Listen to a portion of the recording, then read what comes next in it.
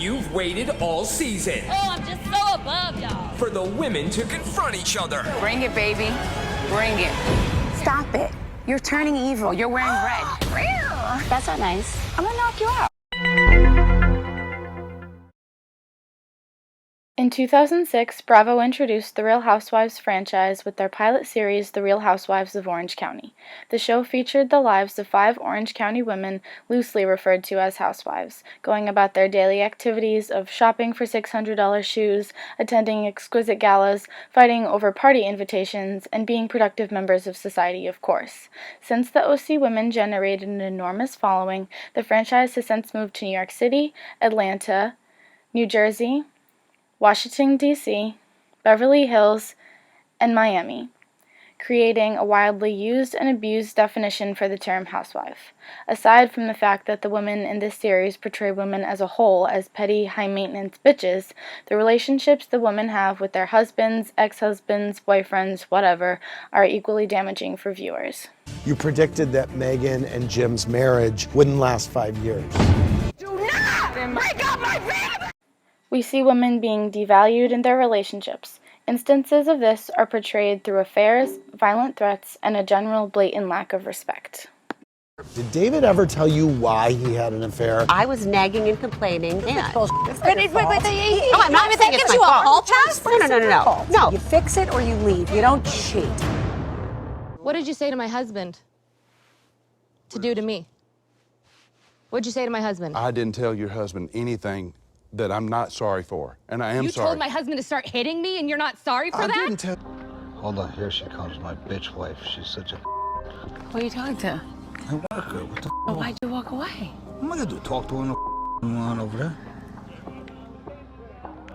Huh?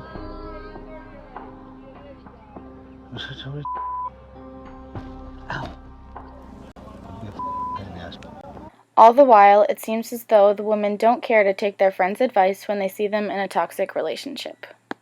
I don't really care if you like them or not. You don't have to sleep with them. You don't have to vacation with them. You don't have to do anything with them. I didn't say bad things about Brooks. I said I don't think that he's good for you. How do you know what's good for me? That's my opinion!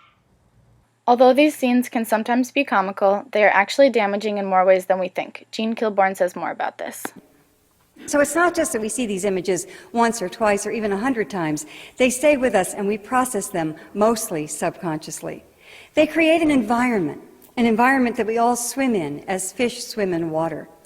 And just as it's difficult to be healthy in a toxic physical environment, if we're breathing poisoned air, for example, or drinking polluted water, so it's difficult to be healthy in what I call a toxic cultural environment, an environment that surrounds us with unhealthy images and that constantly sacrifices our health and our sense of well-being for the sake of profit.